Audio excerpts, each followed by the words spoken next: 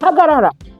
Wari uzi ko ushobora kubona inzu y'ibyumba 6 mu mujyi wa Nyamagabe ku giciro cya miliyoni 10 gusa? Niba ushaka ishoramari ry'ubutaka n'inzu ritahindira gusaza, reba inzu ngiye kukwereka. Muraho neza abakunzi ba Fortran 2050. Se wari uzi ko ushobora gutura mu mujyi wa Nyamagabe ahantu witegeye ibikorwa remezo byose byo muri uyu mujyi ku giciro kidashobora kuboneka ahandi? Uyu munsi naje kukwereka imari idasanzwe iherereye mu karere ka Nyamagabe mu murenge wa Cyanika, akagari ka Nyanza, mu mudugudu wa Buhiga. Niba ushaka inzu nini ifite ejo hazaza heza kandi ihendutse, iyi video ni iyawe. Iyi nzu ntabwo yubatse mu cyaro cya Cyanika, ahubwo iherereye neza ku rubi rw'umurenge wa Gasaka, uri mu mujyi wa Nyamagabe n'urw'umurenge wa Cyanika. Ni hafi cyane ya centre ya Taba ndetse hafi ya kaburimbo igana mu mujyi unyuze kuri seminari. Icyiza cyayo iri ahantu hirengeye. Iyo uhagaze hano uba ureba umujyi wose wa Nyamagabe n'ibikorwa remezo byawo byose mu buryo bushimishije. Ahantu hatuje, hari umwuka mwiza, uhaturutse uhita ugera mu mujyi mu minota mike cyane. Iyi nzu ni nini cyane kuruta uko uyibona. Yubatse ku buso bwa metero kare 728. Ibaze ubuso bungana gutya bwose.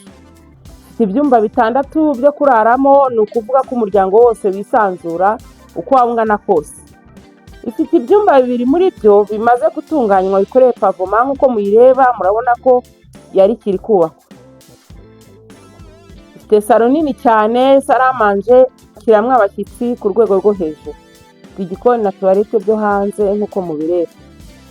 Nk'uko mubibona, inzu ntabwo iruzura neza.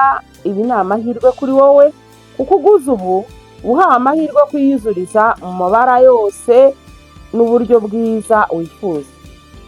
Noneho reka tuvuge ikintu cy'ingenzi kurusha ibindi: igiciro.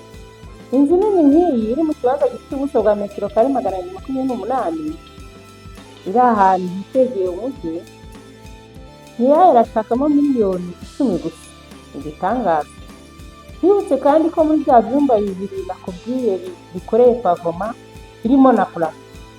Nyamuneka namwe murabizi ko muri iki gihe umutungo nk'uyu ukubye inshuro nyinshi ako gaciro. Ni amahirwe yo gusubiza inyuma ibiciro. Ni imari ishobora guhita igenda uyu munsi kuko ntabwo zijya zitinda ku isoko. Nshuti zanjye, imari nk'izi ntiziboneka kabiri. Niba ushaka inzu yo guturamo cyangwa ishoramari ryiza ryo gukodesha cyangwa kugurisha ejo, iyi nzu ni iyawe. Ntutangwe, duhamagare nonaha cyangwa utwandikire kuri WhatsApp kuri iyo nimero ubona kuri screen yawe. Nyaruka uyisure bwa mbere, uyifate mbere y'abandi. Fortran 2050, duhaye ngo tugufashe kubaka ejo hawe. Murakoze, ciao ciao.